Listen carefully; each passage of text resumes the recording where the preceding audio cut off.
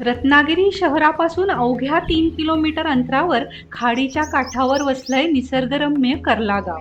जी खाडी भाट्याची खाडी आणि काजळी नदी म्हणूनही प्रसिद्ध आहे. कर्ल्या गावाच्या लगतच आहे जुवे नावाचं सुंदर बेट वजा गाव. शिवाय येथून थिबा पॅलेस, भाटे बीच ही अगदी जवळ आहे. निसर्गरम्य कर्ला गावात बोटिंगचा आनंदही आपण लुटू शकतो. अशा या ऐतिहासिक कर्ला गावामध्ये जन्म झाला तो दत्तभक्त प्रसिद्ध कीर्तनकार श्री लक्ष्मण महाराज यांचा. श्री लक्ष्मण महाराजांच्या संकल्पनेनुसार कर्ला येथे श्री दत्त मंदिर उभारण्यात आले. येथे आल्यानंतर दत्तगुरूंचे दर्शन तर घेणारच, शिवाय जाणून घेणार आहोत श्री लक्ष्मण महाराजांच्या विषयी. कर्ला गावामध्ये प्रवेश करतानाच वेशीवरच आहे श्री हनुमान मंदिर. येथे हनुमान जयंती उत्सव मोठ्या उत्साहामध्ये साजरा केला जातो. त्यानिमित्त विविध कार्यक्रमांचे आयोजनही केले जाते. इथूनच आपण पुढे जात आहोत श्री दत्त भक्तीमध्ये आकंठ बुडालेल्या श्री लक्ष्मण महाराज नागवेकर यांच्या जन्मघरी. त्यांच्या कुटुंबियांनी जुनं घर मोठ्या प्रेमाने जतन करून ठेवलंय. आणि या ठिकाणी आहे श्री लक्ष्मण महाराजांचं घर, जिथे लक्ष्मण महाराजांचा जन्म झाला. घरासमोर अंगणामध्ये विहीर आणि सुबक तुळशी वृंदावन पाहायला मिळतं. घरामध्ये स्वागत झालं ते पक्ष्यांच्या गोड किलबिलाटाने. कोकणातली जुनी घरं प्रामुख्याने अशी असतात. लाकडी वाशे, रिपा आणि कौलं यांनी बनलेलं छत, लाकडाने बनलेला माळा, दर्शनी भागालाच पडवी आणि ओटी, ओटीवर खांब आणि ओटीच्या भिंतींमध्ये साने.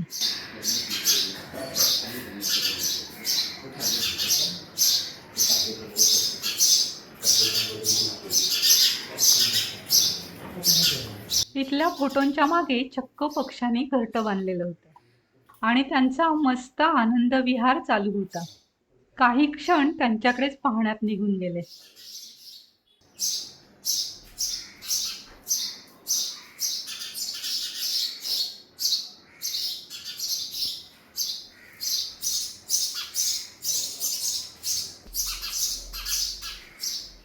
ओटीवरून आलो माझघरात आणि काही जुन्या गोष्टी पाहायला मिळाल्या, ज्यांना पूर्वीच्या काळी स्वयंपाकघरात महत्वाचे स्थान होते.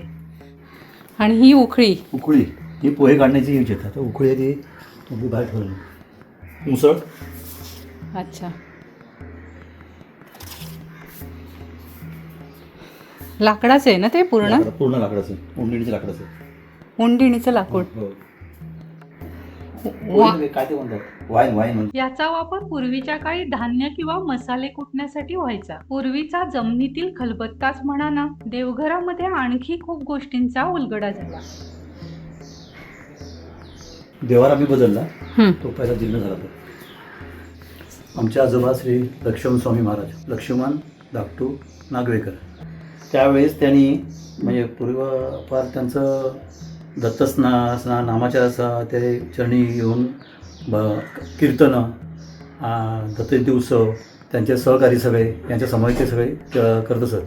त्यापैकी त्यांची ही जुनी त्यावेळेची हरिविजय ग्रंथ हा जो आहे, हा त्यावेळेचा आम्ही आत्तापर्यंत तसाच जपून ठेवलेला आहे. फक्त गोकुळाष्टमीच्या दिवशी आम्ही फक्त याचा वाचन करतो. स्वातंत्र्यपूर्व काळात कोर्टात बेलीप म्हणून काम बघणाऱ्या श्री लक्ष्मण महाराजांविषयीच्या जीवनाविषयीच्या अधिक माहिती सांगणाऱ्या बऱ्याच गोष्टी येथे सापडल्या. गोष्टी काय, खजानाच म्हणा ना. आमच्या आजोबा लक्ष्मण स्वामी महाराज ही ज्या वेळेस ते कीर्तनाला बाणकोट ते बांधापर्यंत जायचे, त्यावेळेची त्यांची पेटी, हा जवळजवळ 1910च्या पूर्वीचा पेटी आहे. या पेटीमध्ये ते जे वापरत असलेली त्यांची कीर्तनाची पुस्तकं, आता ती जीर्ण झालेली आहेत, खूप जुन्या म्हणून आता वापरतेसा नाही, की त्यांची त्यावेळेची कीर्तनाची यादी आम्ही आता जसं आम्ही सांभाळून ठेवले. आणि त्यानंतर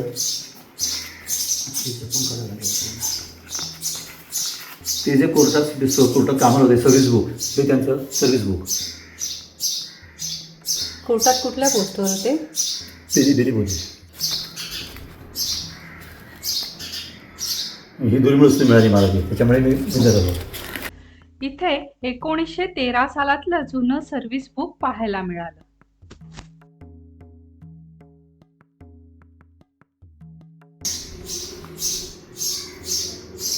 ती पत्रिका होतं कॉपी.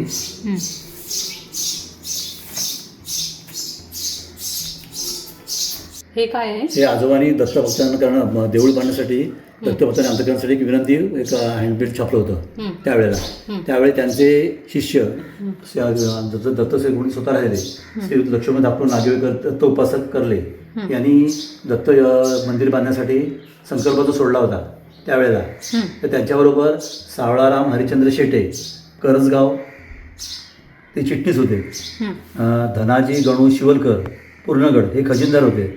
मुकुंद धोंडू जावकर विजयदुर्ग हे हिशोब तपासणी होते.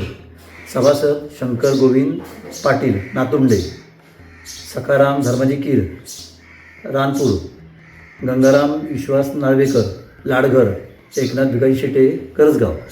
आणि ह्यांचा मुंबईला त्यांचं ऑफिस त्यांचं होतं मंगेश पिंपळकरवाडी पोर्तुगीज चर्च नजीक दादर मुंबई नंबर 14. ही चैत्रपदीपदा 18/3/1941 प्रत आहे. आम्हाला जमेल तसं आम्ही ते सांभाळून ठेवण्याचा प्रयत्न केला. त्यावेळी ते काढलेली पुस्तकं देणगी मुखाची पुस्तकं काढलेली ती पुस्तकं आहेत त्यावेळेची. ओके, ही पावती पुस्तकं. हां, हे त्यांचं त्यावेळेचं घड आहे. अच्छा. आणि ती औषध वगैरे ते देत असत. म्हणजे त्यावेळेला डॉक्टरांचे काय तेवढे हे होते पण त्या औषध वगैरे द्यायचे. हे औषधं वगैरे ते त्यावेळेस त्यांना द्यायचे. त्यावेळेची अजूनही आम्ही काहीतरी जपून ठेवलेलं आहे. हा त्यांचा कोर्टाचा फोटो त्यावेळी. डिस्ट्रिक्ट जज श्री विजी वागळे यांच्यासोबत असलेला हा फोटो. फोटोखाली इतर व्यक्तींची हुद्द्यासहित नावही लिहिलेली आढळतात.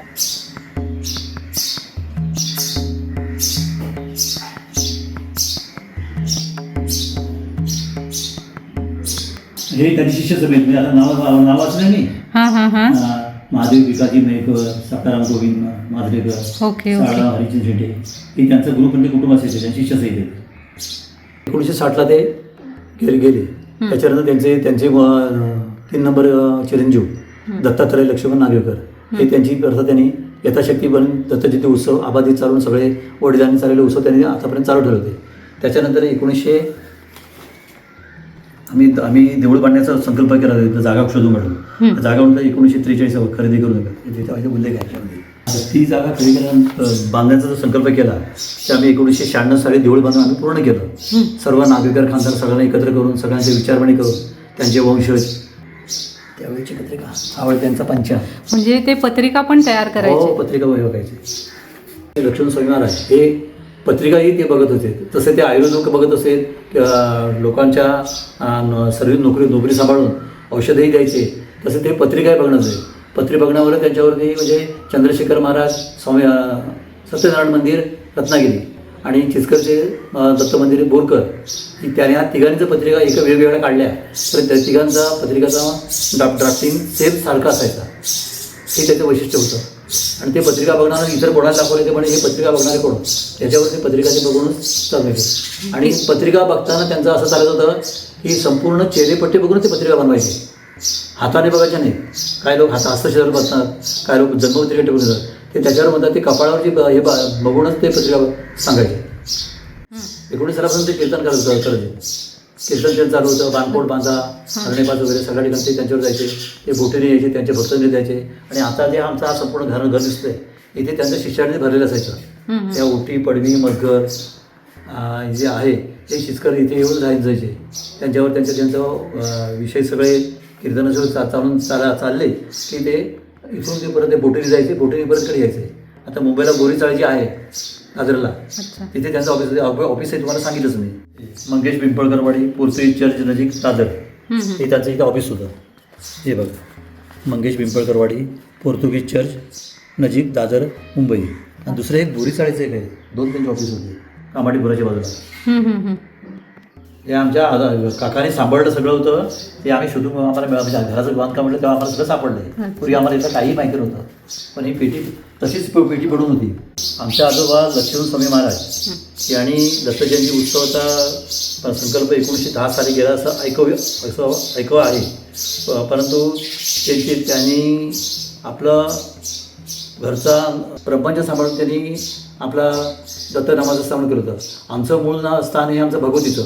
भगवती आमच्या जो उत्सव घरी होतो तो अतिशय आपले भगवती मंदिरचा दिवस आहे. आमच्या घरी उत्सव होतो, इतका पवित्राने मला की आम्ही 8 दिवस बाहेर पडून पाणीसुद्धा पित नव्हतो, असं सांभाळत होते. आणि त्यांच्या प्रेरणेतून त्यांना काय कुठं काही साक्षात्कार झाला काय झाला हे आम्हाला काही ज्ञात नाही. पण ते त्यांनी दत्त उपासक म्हणून त्यांनी 1941 सालपासून त्यांनी हा उत्सव चालू केला असं या कागदपत्रावरून दिसतंय. त्याच्यापूर्वी त्यांच्याबरोबर हे त्यांच्या शिष्य त्यांच्या समेत असायचे आणि त्यांच्या समेत त्यांचा कीर्तनाचा कार्यक्रम, कुठे व्याख्यान असेल तर ते आणि कुठे देवळाचं अनुष्ठान असेल तर त्यावेळेस तिथे ते जायचे. तर त्यांनी उत्सव साजरा करण्यापर्यंत त्यांनी 18 ते 1946 ते 48 दरम्यान त्यांनी चालवलं होतं आणि पुढे ते 60पर्यंत ते चालू होते, त्यांना जमीत असं. आणि त्यांचे मुलगे तृतीय मुलगे दत्तात्रय लक्ष्मण नागवेकर यांनी त्यांचा वारसा आपल्या परीने त्यांनी चालवला आणि तो 1996पर्यंत चालू होता. पण आम्हाला जेव्हा समजलं, आम्ही जेव्हा हे सगळे मुलं की आमच्या आजोबाने देऊळ बांधलं होतं आणि देऊळ बांधून तिथे पहाटे 3चा मुहूर्त घेऊन वासलगावचं ते आणून पादुका आणून तिथे बसवल्या आणि देवळाचं ते चौथरं झालं. पण आंबेडकरांना ते राहून गेलं.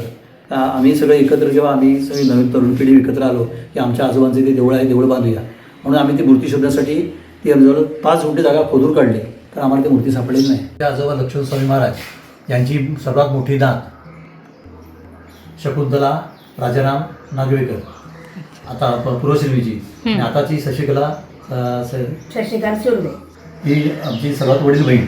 हिला आमच्यापेक्षा हिला जास्त सगळं ज्ञात आहे. त्यांच्याकडून ऐकूया मंदिराविषयीच्या काही आठवणी. ते पूर्वी घरातच उत्सव करायचे आणि तेव्हा मुंबईची सगळी लोक त्यांच्याकडे यायची, तेच सगळं करायचे असं. हां.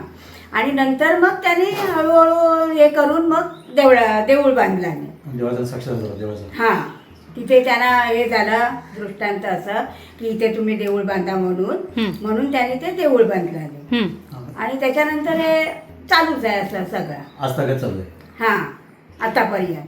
तर अशी आहे या मंदिरामागच्या निर्मितीची कहाणी. लक्ष्मण स्वामी महाराज ज्या चिपळ्या कीर्तनामध्ये वापरायचे त्या चिपळ्या येथे मंदिरामध्ये ठेवलेल्या पाहायला मिळतात. दत्त उपासक, प्रसिद्ध कीर्तनकार, वैद्य, ज्योतिषी श्री लक्ष्मण स्वामी महाराज यांच्या संकल्पनेनुसार बांधलेल्या या दत्त मंदिरामध्ये दत्त जयंती उत्सव मोठ्या उत्साहामध्ये साजरा केला जातो. तसेच हनुमान जयंतीच्या उत्सवाच्या वेळी हनुमान मंदिर कर्ला येथील पालखी ही या मंदिरात भेटीसाठी येते.